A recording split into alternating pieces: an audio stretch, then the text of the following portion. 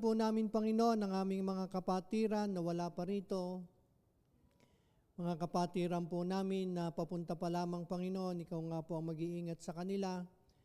Gayun din po, Panginoon, ang aming mga kapatid na pumunta ng Kalamba. Dalangin po namin, Panginoon, na ikaw nga po ang magdadala sa kanila rito, Panginoon, na may pag-iingat. Dalangin din po namin, Panginoon, ang iyong pagpapala at ang patnubay ng iyong pong banal na Espiritu sa gabing ito, Panginoon. Sa aming pong pananalangin, sa aming pong mga pagpapasalamat, dalangin po namin na ito po ay maging kaluguran sa iyong harapan, Panginoon. Pagpalain mo po kami, Panginoon, at palagi mo po kaming susubaybayan. Maraming salamat po. Ito po ang aming samot dalangin sa tanging pangalan ng aming Panginoong Hesus. Amen. Tayo po ay patuloy na nakatayo para sa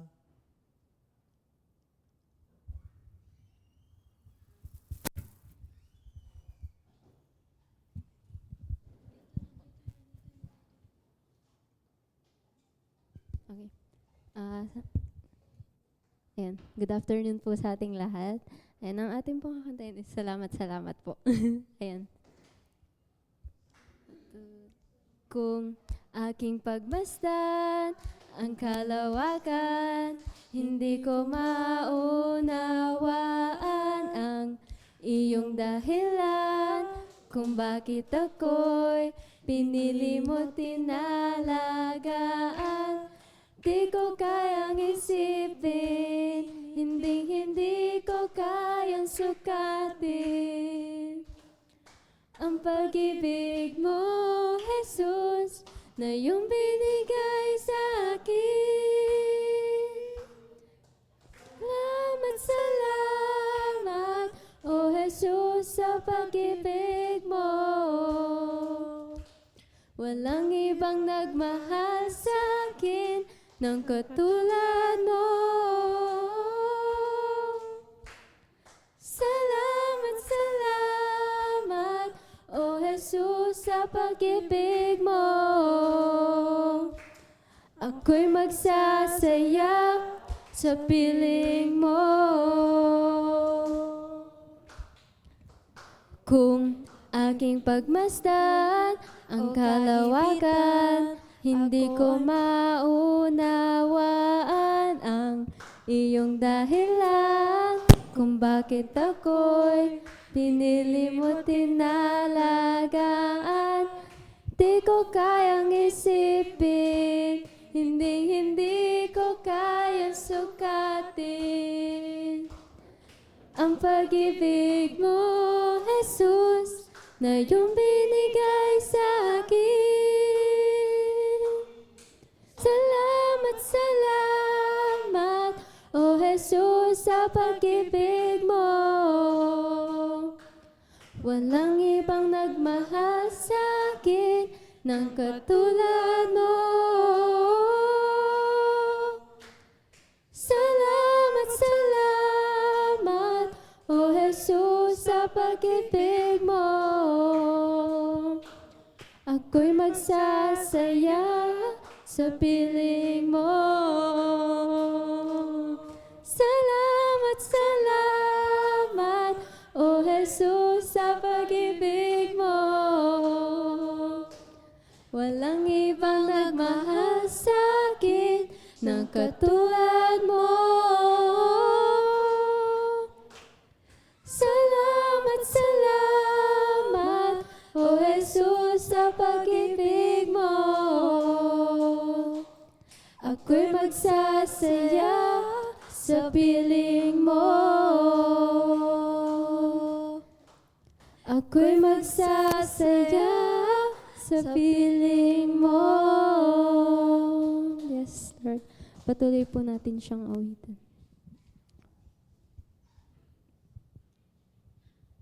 When the music fades, all is stripped away, and I simply come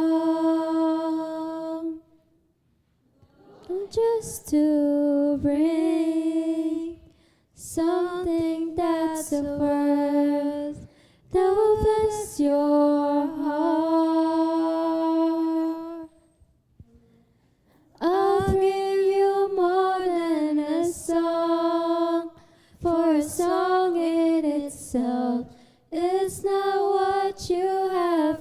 required. You search much deeper within, to the way things appear. You're looking into my heart. I'm coming back to the heart of worship, and it's all about you. It's all about you, Jesus. I'm sorry, Lord, for the things I made it, when it's all about you. It's all about you, Jesus. King of endless worth, no one could express how much you deserve. No interest in poor, all I have is yours, every single breath. I'll give you more than a song, for a song in itself is not what you have required. You search much deeper within, to the way things appear. You're looking into my heart. I'm coming back to the heart of worship, when it's all about you. It's all about you, Jesus. I'm sorry, Lord, for the things I made it, when it's all about you. It's all about you, Jesus. I'm coming back to the heart of worship, when it's all about you. It's all about you, Jesus. I'm sorry, Lord, for the things I made it, when it's all about you. It's all about you, Jesus. I'll bring you more than a song. I'll bring you more than a song, when it's all about you, Jesus. I'll bring you more than a song. I'll bring you more than a song, when it's all about you, Jesus. Sa Diyos po ang papuri at pasalamat. Makakaupo na po tayo. Thank you.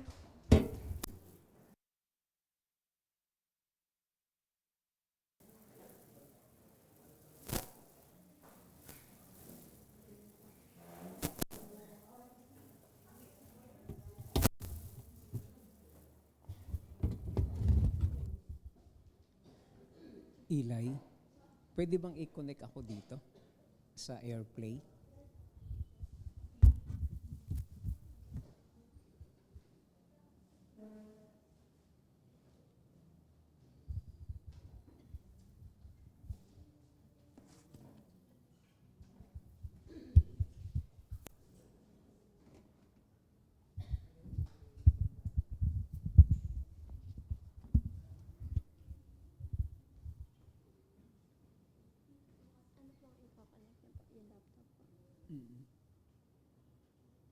Saan ba yung AirPlay?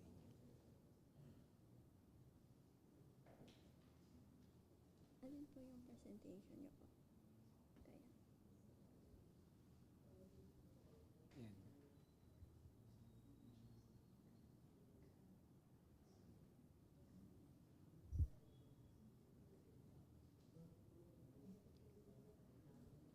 Kaya niyo po kaya mag-cast po. Ika-cast niyo po from your laptop po. Sa settings. Wala siya, hindi siya lumilitaw. Wait lang po.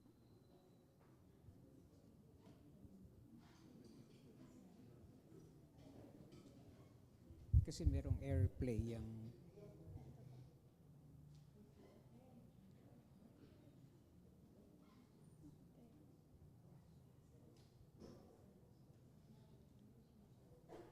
wala si Jan eh. Tawagin ko na. Sige, di bale. Okay, magandang hapon ho sa inyong lahat, mga kapatid sa Panginoon. Nais ko po kayong anyayahan, kahit di na muna siguro ako gumamit, hindi makakonect. Simple lang naman po yung aking outline, kaya kahit wala po tayong PowerPoint. Makipagbukas po kayo sa akin sa Colossians chapter 1. Tayo pong lahat ay tumayo. Colossians chapter 1 verses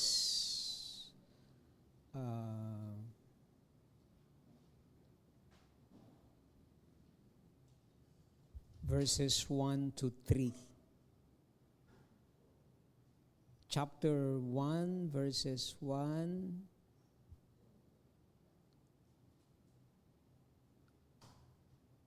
Okay, verse 3, verse 4 and 5. Okay, mula kay Pablo, apostol ni Kristo Jesus, ayon sa kalooban ng Diyos at mula rin sa kapatid nating si Timoteo, para sa mga taga-Colosas na hinirang ng Diyos at mga tapat na kapatid kay Kristo, sumainyo nawa ang kagandahang loob at kapayapaang mula sa Diyos na ating Ama. Tuwing ipinapanalangin namin kayo, lagi kaming nagpapasalamat sa Diyos na Ama ng ating Panginoong Hesukristo. Sapagkat nabalitaan namin ang inyong pananalig kay Kristo Jesus at ang inyong pag-ibig sa lahat ng hinirang ng Diyos, dahil sa pag-asang makakamtan nyo na inihanda para sa inyo sa langit. Nalalaman nyo ang tungkol sa pag-asang ito nang ipangaral sa inyo ang salita ng katotohanan, ang magandang balita na dumating sa inyo. Tayo pong lahat ay manalangin.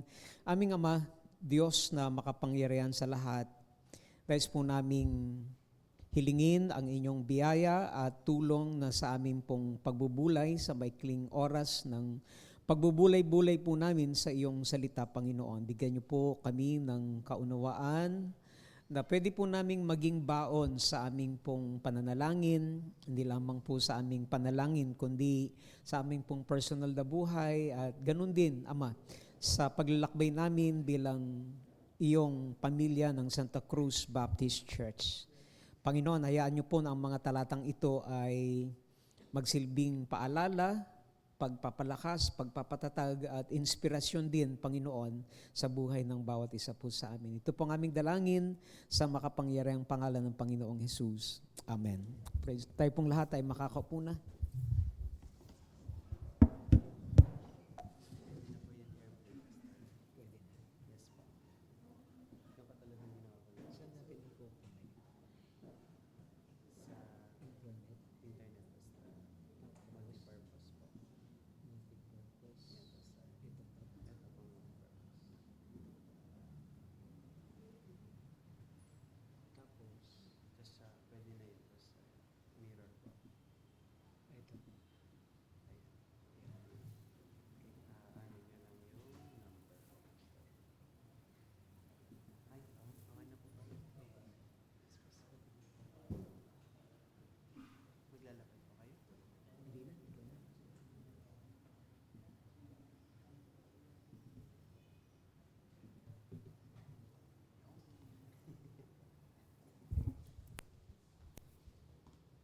Salamat, Sir Jan.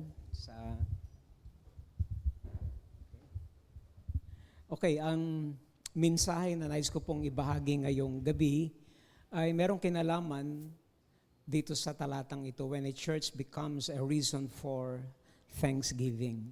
Dito po natin kukunin sa Colossians chapter 1, verse 3 hanggang verse 5. Nais ko pong umpisahan ang mensaheng ito sa inyo sa isang personal na tanong sa bawat isa po sa atin. Kapag naalala niyo po ang Santa Cruz Baptist Church at meron pong nagtanong sa inyo, ano ang pwede mong ipagpasalamat sa Diyos sa iglesia na ating kinabibilangan? Meron ho kaya kayong agad na maiisip? Yung pagiging miyembro natin ng Santa Cruz Baptist Church, meron po ba kayong pwedeng ipagpasalamat kapag naalala natin yung SCBC? Okay. Meron po ba? Meron. Hindi ko na po kayo tatanungin kung ano po yon. Tapos, kung halimbawa, narinig ng mga tao sa labas na hindi miyembro ng Santa Cruz Baptist Church. At nalaman nila na tayo ay membro ng Santa Cruz Baptist Church. Ano kaya yung pangunahing maiisip nila o impression nila sa ating iglesia? Okay? Hindi po kinakailangan sagutin po niyo. Yun po ay mga tanong na gusto ko lang pong maging parang introduction or platform dito sa ating pag-aaralan. Kasi ito'y may kinalaman dito sa sulat ni Apostol Pablo sa mga taga-Colosas. Para konting background lang, ang Colossian Church ay isang church na hindi si Apostol Pablo ang nag-pioneer. Ang nag-pioneer po dito ay yung isang lalaki na napag-aralan po natin ng mga nakaraang buwan, si Epaphras. Si Epaphras ay isang taong nakakilala sa Panginoon nung si Apostol Pablo ay nangangaral sa Epeso. Mga 3 years na merong evangelistic mission si Paul sa kanyang, kung hindi ako nagkakamali, sa second mission trip niya, nung naroon po siya sa Ephesus, at nangaral po doon siya ng 3 years. Isa sa mga nakakilala doon ay si Epaphras. Okay? So, nung nakakilala si Epaphras, nagdesisyon siya na umuwi sa Colosas, sa valley na tinatawag po doon, at nagpasimula siya ng church planting movement doon sa Colosas na ito. At itong Colossian Church ay lumago, nakilala, naging tanyag sa mga kalapit na lugar, hanggang itong mga taga-Colosas ay nabalitaan nila na itong si Apostol Pablo ay nakakulong. Bagamat hindi pa nila namimit si Paul, itong mga taga-Colosas ay para bang kahit paano meron silang connection dito kay Paul. Kaya kanilang ipinadala si Epaphras para maging katulong o makaalalay man lamang kay Paul. And then at the same time ay may parating din ni Epaphras ang magandang nangyayari sa Colossian Church. At ito ang dahilan kung bakit dito sa mga unang bahagi ng sulat ni Apostol Pablo, makikita natin yung kanyang pasasalamat. Sabi niya, we always thank God, the Father of our Lord Jesus Christ, when we pray for you. Since we heard your faith, sabi niya, in Christ Jesus, and of the love that you have for all the saints, and because of the hope laid up for you in heaven, of this you have heard before in the word of the truth, the gospel. Merong 3 bagay na pinagpapasalamat si Apostol Pablo sa mga taga-Colossian Church. Ito yung kanilang pananampalataya, faith, at ito rin yung kasama dito yung kanilang pag-ibig, love, yung kanilang love para sa mga hinirang at yung kanilang pag-asa. Actually, 4 na P kung Tagalog. Pananampalataya, pag-ibig, at pag-asa. Okay. Kaya ako natanong kanina yon, pag narinig kaya ng mga tao ang Santa Cruz Baptist Church, na balitaan nila ang Santa Cruz Baptist Church, ganon din kaya yung maiisip nila, itong church na ito isang church na ang mga miyembro doon ay matataas ang kanilang pananampalataya. Etong church na ito ay kilala rin sa pagmamahalan nila at pag-iibigan nila sa isa't isa at yung kanilang pag-asa. Kasi, mga kapatid sa Panginoon, kung tayo po ay tatanungin, kakaiba yung focus ng pasasalamat ni Apostol Pablo. Kaysa siguro possible na kung tayo ay tatanungin, ano yung mga pwede nating ipagpasalamat sa SCBC? Siguro, pwede natin ipagpasalamat yung maraming dumadalo, yung mga facilities, yung gusali, tapos yung mga ministries, mga programs, and more or less, pati mga accomplishment. Yun ang mga pwede nating ipagpasalamat. At hindi naman talaga masama rin po yun at kinikilala kasi nga natin ang pagkilos ng Panginoon sa buhay natin. Pero makikita natin na sa halip na gano'n ang maging pasalamat si Apostol Pablo, nakatuon siya, nakafocus siya sa mga bagay na hindi agad nakikita ng mata, kundi mga bagay na mahalaga sa puso. Ang focus ni Paul sa kanyang pasasalamat, hindi yung success ng church, kundi yung spiritual na kondisyon ng iglesia. Hindi yung panlabas lamang, kundi yung panloob na kalalagayan ng church. Hindi yung achievement, kundi yung ebidensya ng biyaya at ng kapangyarihan ng Ebanghelyo sa buhay ng mga mananampalatayang ito. Kaya nga doon sa introduction ni Apostol Pablo, parang ganito ang mararamdaman natin kay Apostol Pablo. Mga kapatid, ako talaga'y nagpapasalamat. Nakitang-kita ko ang ebidensya ng Ebanghelyo sa buhay nyo.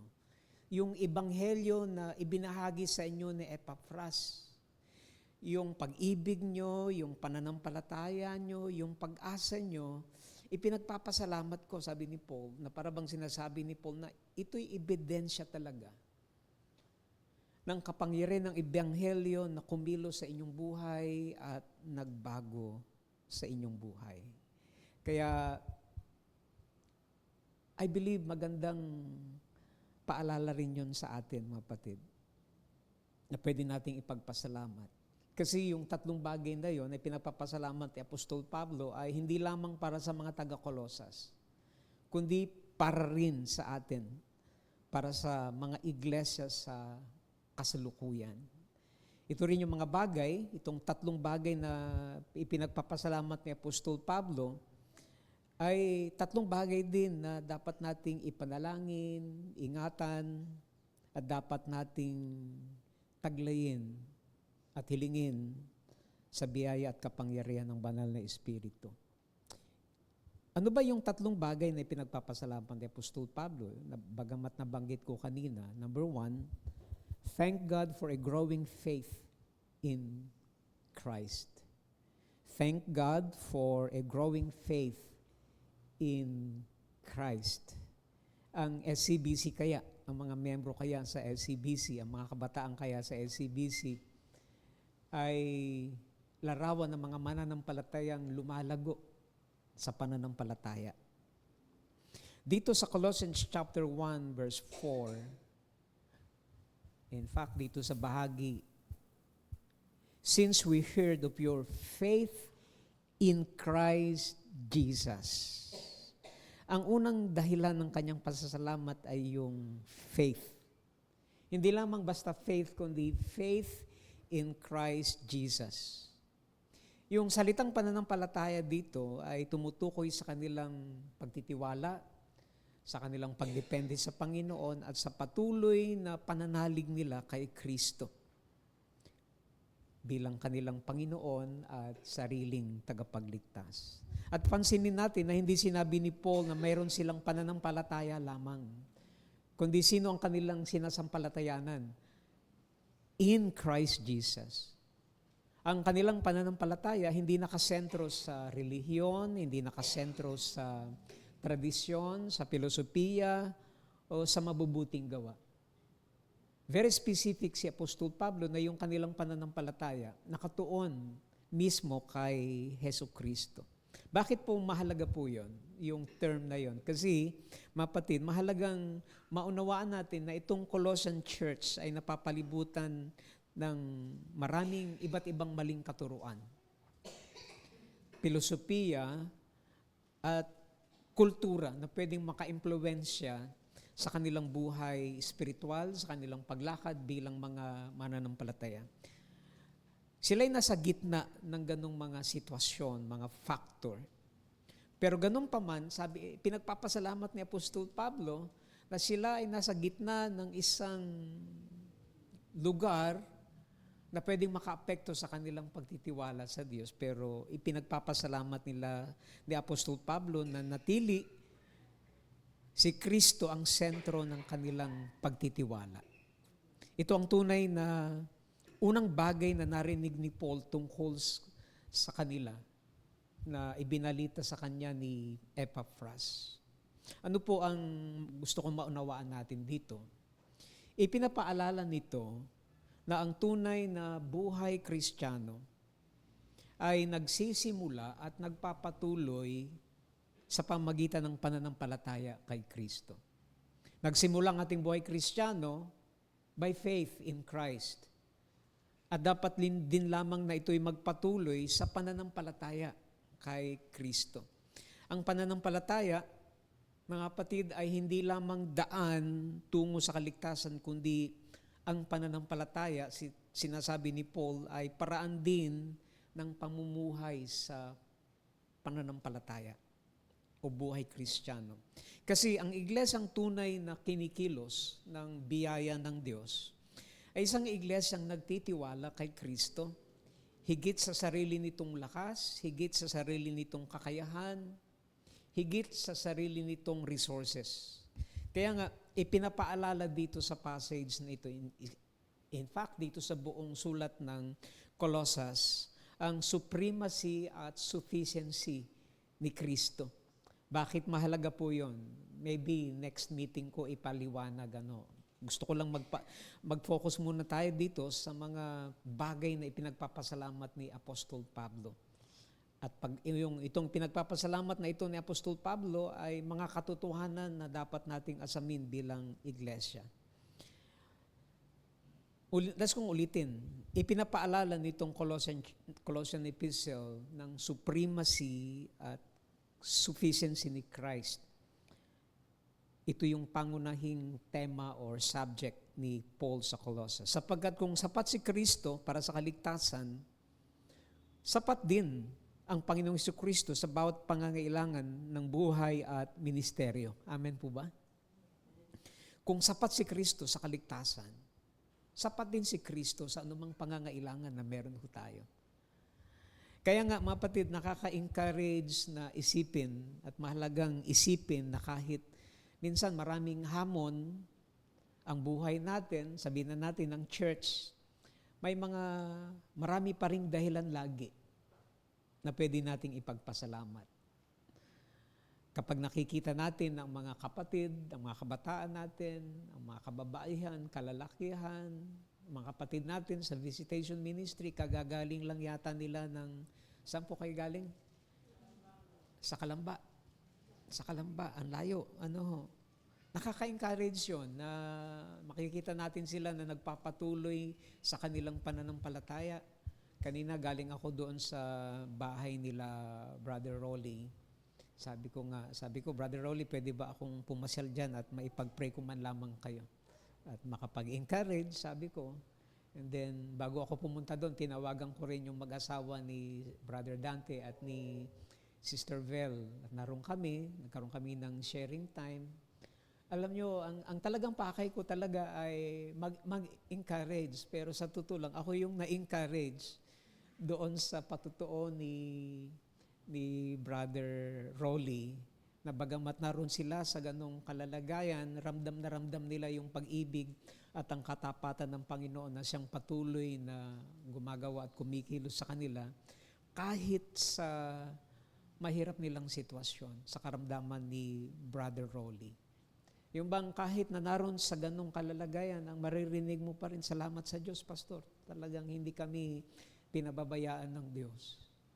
Pananampalataya yun eh. At yun ay at tayo ay pwedeng magpasalamat kapag naririnig natin na merong ganong mga kapatiran na sa kabila ng pagsubok, sila ay nagpapatuloy. At kayo rin, mga kapatid, sa mga mentoring na minsan ginagawa natin, nakakatuwa na naroon kayo lagi. At patuloy na naglilingkod, patuloy na natututo. Yun ang ipinagpapasalamat ni Paul. At kitang-kita yung pagkilos ng biyaya ng Diyos sa buhay ng bawat isa sa atin. Yung mga kabataan natin na talagang narito sila, na nagpapatuloy din, naglilingkod. At nakaka-encourage na yung pananampalataya na baon nila, alam natin na kung patuloy natin silang alagaan, yun din yung pananampalataya na pangahawakan ng mga susunod na mga leaders ng Santa Cruz Baptist Church, mga kapatid. Kaya yan ay ebidensya ng biyaya ng Diyos. Pakisabihan mo nga ang iyong katabi, alam mo, salamat, nakaka-encourage ang iyong pananampalataya. Okay? Practice po natin. Practice natin. Let's practice. Salamat, Brad. Salamat, sis. Nakaka-encourage ang iyong pananampalataya. Amen po ba? Amen? Okay? So, bagamat hindi perpekto ang ating faith, ang ating pananampalataya, subalit meron tayong perpektong Panginoon na ating sinasampalatayanan. Perpektong tapat, Panginoon na tapat, at mabuti lagi. At ang katotohanan, patuloy tayong nakakapit pa rin kay Kristo, na natili, na naglilingkod sa Panginoon. Si Ate Neri, ilang taon na ho kayo naglilingkod dito sa SCBC? 35 years. Siguro nagpasimula si Ate Neri, maitim pa yung buhok niya. Maitim pa yung buhok niya. Okay. Ako nagpasimula din dito, maitim ang buhok. Hindi ko lang alam kung mamumuti lahat ito. Pero ganun pa man, ay ang biyaya ng Diyos ang siyang nagpapaalala na patuloy lang, kapit lang tayo sa pagtitiwala sa Panginoon. Kaya nga, as we apply this ngayong gabi, sa ating pananalangin mamaya, bago tayo humingi ng mga pagpapala, ng mga prayer request, siguro unahin natin mag-focus tayo sa pagpapasalamat. Magpasalamat muna tayo sa Diyos dahil hanggang ngayon, tinutulungan niya tayong makapagpatuloy, tinutulungan niya tayong makapanatili, tinutulungan niya tayong patuloy na magtiwala at kumapit sa Panginoon. Marahil marami tayong, yung iba sa atin, hindi man siguro lahat, marami tayong mga pinagdadaanan sa kasulukuyan. At siguro sa mga nakaraang panahon din, may mga panahon na nanghihina tayo, mayroong mga unexpected na circumstances na bigla na lang nangyari. May mga panahon na pumapasok din yung takot, yung kalituhan. Pero salamat sa Diyos. Pakisabi nga uli sa iyong katabi, salamat sa Diyos kahit na narito ka pa rin. Amen po ba? Narito ka pa rin. Patuloy na sumasamba, patuloy na nagtitiwala, patuloy na sumusunod sa Panginoon, hindi dahil malakas tayo, kundi dahil tapat ang Diyos. Kaya nga, magandang sabihin natin ngayong gabi sa ating prayer, Lord, salamat po dahil patuloy mong pinalalago ang aming pananampalataya kay Kristo. Okay? Sino po dito ang may mga problema ngayong gabi? Meron po ba? Okay? Kung nagtaas ang iyong kapatid na may problema, pakisabi nga uli sa kanya, gagamitin niya ng Diyos para mas lalong lumago ang iyong pananampalataya. Amen po ba? Okay, yung mga trials na yon. Kaya thank God for, ano nga po yon? Thank God for a growing faith in Christ. Secondly, isang pwede pa natin ipagpasalamat, thank God for a genuine love for one another. Ito yung ipinagpapasalamat ni Paul. Sabi ni Paul, sabi niya, since we heard of your faith in Christ Jesus and of the love that you have for all the saints. Okay, napakaganda. Ang ikalawang bagay na ipinagpapasalamat ni Paul ay ang pag-ibig ng mga taga-Kolosas para sa mga banal, para sa mga kapwa mananampalataya. Pansinin natin na hindi lamang niya sinabi na meron silang pag-ibig. Very specific, binigyan niyang diin, meron silang pag-ibig for all the saints. Ang salitang ginamit dito para sa pag-ibig ay ito yung agape, agape love. Isang pag-ibig na hindi nakabatay sa damdamin lamang, kundi ito yung pag-ibig na kusa or intentional or may desisyon na magmahal kahit na, magmalasakit kahit na, maglingkod para sa ikabubuti ng iba. Ito yung agape kasi. When we are talking about love, ito yung, especially yung love ng Panginoon, ito yung katangian ng Diyos na lagi siyang naghahangad ng mabuti para sa kanyang mga minamahal. Lagi siyang naghahangad ng kapakanan ng kanyang minamahal. To the point na handa niyang ibigay ang kanyang sarili kahit yung kanyang pagbibigyan ay hindi karapat-dapat. Yun yung love. Yun yung love. Kaya nga pag sinabi nating love one another, kaya nga maganda yung tawag ni Paul doon sa ibang mga kapwa mananampalataya niya, beloved, a beloved servant, a beloved, mahal na kapatid, mahal na kamanggagawa. Pakitawag nyo nga po ang inyong practice. Practice lang naman ito. Let's practice. Tawagin nyo ang inyong katabi, minamahal na kapatid na, pakisabi nga ang kanyang pangalan. Sige nga po. Okay. A beloved sister, a beloved brother Paul, and beloved brother MJ, mahal na kapatid. Alam niyo po ibig sabihin pag tinawag mo mahal na kapatid, ang talagang ibig sabihin nun, kaya mo siya tinawag na mahal na kapatid, naghahangad ka ng mabuti para sa kanya. Hindi ka nag-iisip ng masama para sa kanya. Ang iniisip mo para sa kanya ay kapakanan niya. And then, willing ka rin na i-share ang iyong buhay, i-share ang iyong sarili. Okay? So, yun yung sinasabi ni Paul for love, yung agape. Ito isang uri ng naisin at damdamin na ang laging iniisip ay kapakanan ng iyong minamahal na kapatid. Kaya Paul at MJ, pag tinawag mo Paul si MJ, beloved brother MJ, hindi mo siya para i-chismis. Di ba? Hindi mo siya para siraan pag hindi siya nakatalikod. Tama po ba? Kasi siya ay mahal na kapatid sa Panginoon.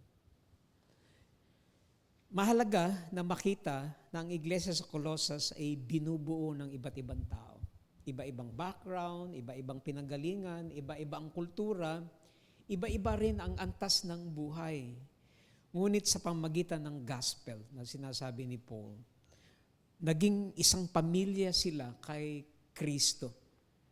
At ang pag-ibig na nakita ni Paul, hindi limitado sa kamiyembro lang nila doon sa church, sa local church, kundi nakaabot ito sa lahat ng mga banal, lahat ng mga mananampalataya, kahit yung kalapit bayan nila. Ito ang dahilan kung bakit naging kapansin-pansin ang patutuo ng church na ito. To the point na nakarating pa nga kay Paul, na parabang sinasabi ni Paul, alam nyo mga kapatid, balitang-balita kayo sa inyong pag-ibig sa isa't isa. Sana ganun din po tayo, yung alam nyo mga kapatid sa SCBC, balitang-balita kayo sa pagmamahalan nyo sa isa't isa. Amen po ba? Parang hindi kayo makasagot. Okay, yun yung goal natin. Yun yung naisin natin. Hindi yung, dyan, nako. Ayaw ko na ituloy.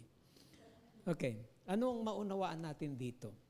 Theologically, pinapakita ng talatang ito na ang tunay na pananampalataya. Kayo po ba'y merong tunay na pananampalataya? Amen? Ang tunay na pananampalataya laging nagbubunga ng tunay na pag-ibig. Hindi maaring paghiwalin kasi yung pag-ibig sa Diyos at pag-ibig sa kapwa mananampalataya. Kasi kapag ang isang tao tunay na nakaranas ng biyaya ng Diyos, ang pusong binago ng gospel, ng ebanghelyo, natututuring magmahal ng iba. In fact, mga kapatid, wala tayong karapatan na i-preach ang gospel kung yung pag-ibig na yun hindi nakikita sa ating kalagitnaan. Totoo po. Wala tayong karapatan to preach the gospel kung mismo tayo dito sa loob hindi nagpapatawaran, hindi nagtatanggapan, hindi nagpapalakasan. Kasi nga, pag merong tagalabas na pumasok at nakita nila, hindi ako maniniwala doon sa pag-ibig na kanilang sinasabi. Kasi mismo, hindi ko ramdam yung pag-ibig na yon. Kaya, mapatid sa Panginoon, isa sa pinakamalinaw kasi na ebidensya ng bagong buhay kay Kristo ay ang pagmamahalan natin bilang mga mananampalataya, bilang isang pamilya.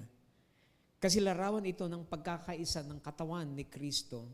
Kasi kapag nagmamahalan ng iglesia, nakikita ng mundo ang kapangyarihan ng ebanghelyo sa buhay natin. Mga kapatid, mahalaga at napakagandang dahilan upang magpasalamat kapag nakikita natin ang pagmamahalan sa iglesia. Nakikita po ba natin ang pagmamahalan sa iglesia? Amen po ba? Let's practice. Pakisabi nga sa iyong katabi, alam mo, mahal kita. I love you with the love of the Lord. I love you with the love of the Lord. Kailangan po natin yon kasi sa panahon ngayon na napakaraming taong nakakaranas ng kalungkutan, ng kadiliman, ng pagkakawatak-watak, yun na lang napapanood natin sa Senado, parang minsan nawawala na tayo ng pag-asa, no? Ang kawalan ng tunay na community, napakalaking biyaya ng isang church family na katulad natin. Mahal po ba natin ang SCBC? Paano natin ipinapadama ang ating pagmamahal sa SCBC? Makikita natin dito, siguro magandang next topic natin yon.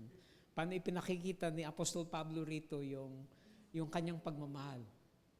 Doon pa lamang sa sinabi niya na ang biyaya at ang kapayapaan ng Diyos ay sumainyong lahat, mga kapatid. Ano yon?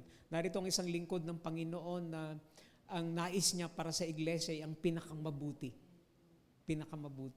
Yung pananalangin, yung pangangamusta, at yung pagnanais ni Apostol Pablo na makalakad talaga sila sa kalooban ng Panginoon. Kaya mga kapatid, huwag nating maliitin ang mga simpleng pagpapakita ng love sa church. Meron po ba kayo pinapanalangin na kapatid? Nagpapanalanginan po ba tayo? Baka naman ipinapanalangin nyo yung mga close lang sa inyo. Yung ginagawa ng ating visitation team, sila po ay nagiging instrument ng Diyos para yung love ng Panginoon, love ng iglesia sa mga kapatid ay maipadama sa kanila. Nakaka-encourage kapag nakikita natin yung mga simpleng pamamaraan ng pagmamahal, yung pagpapalakasan, kapag tayo ay nanghihina. Pakisabi nga sa inyong katabi, huwag magkalasan, kundi magpalakasan. Ito pa, dagdagan nyo. Idagdag niya, huwag magpatiran, kundi magmahalan bilang kapatiran. Amen? Amen po ba? Tayo'y magkaisa. Huwag yung merong pinagkakaisahan. Okay? So, ebidensya po yung kasi ng pagmamahal. Dahil sa bawat pagkakataon na ipinapadama natin yung pagmamalasakit, yung pagpapatawad, yung paglilingkuran natin sa isa't isa, ebidensya na ang Diyos talaga kumikilos sa kalagitnaan natin ng kanyang pag-ibig. Amen po ba? Kaya ngayong gabi, Ipagpasalamat din natin kung paano ang biyaya ng Diyos kumikilo sa ating kalagitnaan. Magpasalamat tayo lagi, panalangin natin ng mga kapatid na ginagamit para palakasin tayo, para samahan tayo, para iparamdam sa atin ang pag-ibig ni Kristo. Meron po ba kayong mga masasabing kapatid dito sa SCBC na nagiging channel ng pag-ibig ng Panginoon?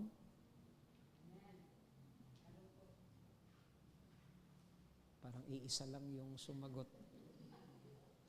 Okay? Purihin ang Panginoon. Kaya nga magandang sabihin, tunay ngang mahal, kasi pag nakita nila yun, sabihin ng ibang mga tao, tunay ngang mahal nilang isa't isa dahil mahal nila si Kristo. Okay? So, ano po yung second point? Thank God for a genuine love for one another. Let's practice again. I love you with the love of the Lord. Amen? Of the Lord. Okay, last na po. Maikli na lang po ito. Thank God for a glorious hope ahead. Napakaganda dahil sabi ni Paul, tingnan niyo po. Because of the hope laid up for you in heaven, of this you have heard before in the word of the truth, the gospel. Sa talatang ito, pinapaliwanag ni Pablo ang direksyon at ang pinagmumulan ng pananampalataya at pag-ibig ng mga taga-Colosas. Direksyon and motivation. Ano yon? Yung pag-asa. Take note the word because of, dahil sa. Ang salitang because of, mahalaga, kasi pinapakita nito na ang kanilang pananampalataya kay Kristo at pagmamahalan sa isa't isa nakaugat at nagbubunga ng pag-asa sa hinaharap. Kasi ang salitang hopes dito sa Bible, hindi nangangahulugang sana mangyari. Kundi tumutukoy ito sa isang tiyak at siguradong inaasahan. In fact, sabi rin ni Apostol Pablo, laid up for you in heaven. Ang ikalugan po nito, nakahanda na, naghihintay na sa iyo, nakalaan na.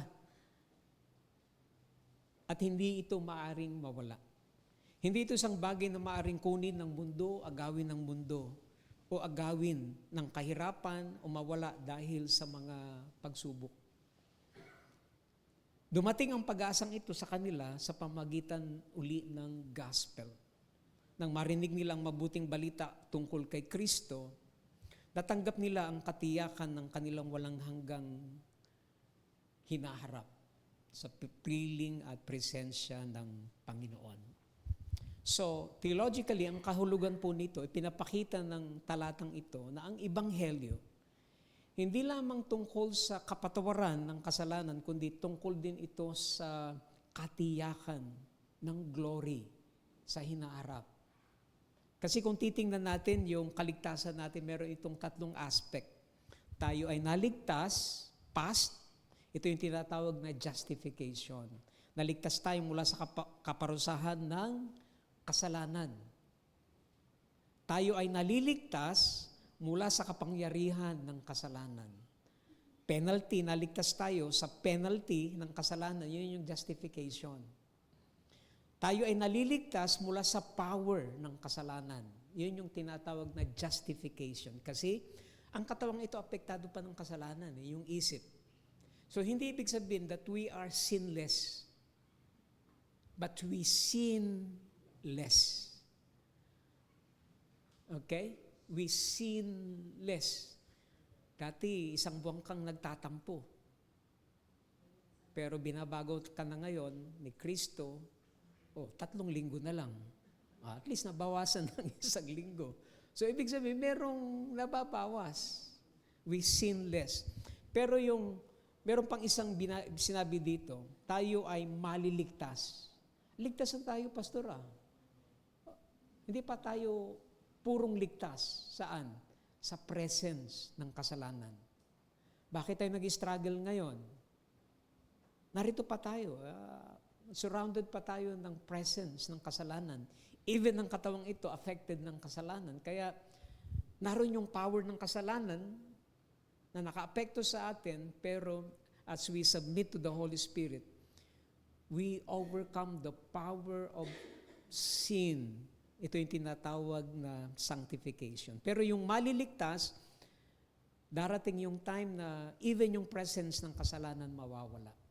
Saan yon? Sa presence ng Panginoon. Ito yung tinatawag na, yung pagbabalik ng Panginoon, ito yung tinatawag na glorification. Tatlo po yun. Justification, yun yung past. Sanctification, yung present. Glorification, yun yung hinaharap. Kaya, meron tayong mana na nakalaan sa langit, meron tayong pangakong makakasama natin ang Panginoong Diyos magpakailanman sa heaven. So, mahalaga po ito. Mga kapatid, bakit mahalaga? Kasi magandang maipaalala nito para sa atin ngayon. Totoong may mga challenges sa buhay. Amen po ba? May mga panalangin, matagal na rin nating hinihintay yung kasagutan. May mga pagsubok na patuloy nating dinadala. May mga pagkakataon din na minsan nakakaramdam tayo ng pagod. Ngunit bilang anak ng Diyos, hindi tayo yung mga taong dapat mawalan ng pag-asa. Tayo ay mga taong pinangakuan. Kapag nakikita natin ang mga nangyayari sa mundo, pwede tayong mag-worry, pwede tayong mabahala, ngunit kapag naalala natin yung pangako ng Diyos, na siya'y muling babalik at ipagsasama niya tayo sa kanyang piling sa pangwalang hanggan, magbibigay sa atin yun ng peace. At yun din yung iniwang ko doon sa kila Brother Rolly at Sister Zoli. Sabi ko, yun talagang pag-asa natin, mga kapatid.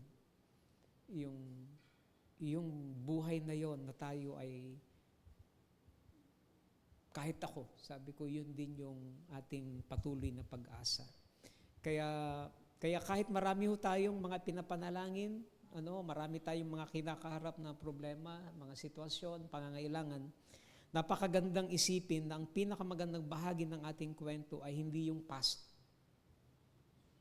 hindi yung kasalukuyan, kundi ito'y nasa hinaharap na inihanda ng Diyos para sa kanyang mga anak. Pakisabi nga sa iyong katabi, the best is yet to come. Kayo po ba'y naniniwala doon? The best is yet to come. At yung best na yon, hindi dito sa lupa, sa presence ng Panginoon. So ano po yung application natin? Ngayong gabi, magpasalamat din tayo sa pag-asang meron tayo sa ating Diyos. Hindi natin alam ang mangyayari sa bukas, ngunit alam natin kung sino ang may hawak sa bukas. Hindi natin alam kung gaano kahaba ang ating magiging paglalakbay, pero magpasalamat tayo kasi alam na natin kung saan tayo makakarating, kung saan ating destinasyon. Amen po ba? Kaya mga kapatid, mula po sa katotohanan ito, huwag tayong mawalan ng loob, panghinaan ng loob, huwag tayong panghinaan ng pananampalataya, huwag tayong tumigil sa paglilingkod, huwag tayong tumigil sa pananalangin, huwag tayong tumigil sa pagmamahal, sapagkat meron tayong tinatawag na hope laid for you in heaven. Isang araw, makikita natin si Kristo ng mukhaan. Sa araw na yon, maunawaan natin ang bawat panalangin, ang bawat pagsasakripisyo, ang bawat luha na naranasan natin dito sa paglilingkod natin ngayon sa kasalukuyan, ang bawat hakbang ng pananampalataya, yung lahat ng mga challenges and sufferings na nakaharap natin sa ating paglilingkod ngayon. Pakisabi nga sa iyong katabi, pagdating natin sa harap ng Panginoon, you will realize, hindi yun lahat, hindi sayang ang mga bagay na yun. Amen po ba? Amen. Hindi yun sayang. Kaya ngayong gabi, sa aking pong pagtatapos, maaari tayong magpasalamat sa Panginoon. Panginoon, salamat po sa pag-asang hindi kailan mawawala, sapagkat ang aming kinabukasan nasa iyong kamay. Amen po ba? Kaya, mapatid, ngayong gabi, inaanyahan tayo ng salita ng Panginoon na magkaroon ng puso katulad ni Paul. Mapagpasalamat. Isang pusong marunong magpasalamat. Isang pusong marunong makita ang biyaya ng Diyos na kumikilos sa buhay ng kanyang mga kapatid. isang pusong marunong magbigay ng kaluwalhatian sa Diyos, sa kanyang ginagawa, sa buhay ng iglesia at buhay ng mga kapatiran. Kaya magpasalamat po tayo lagi. Magandang gabi po sa inyong lahat and God bless us all.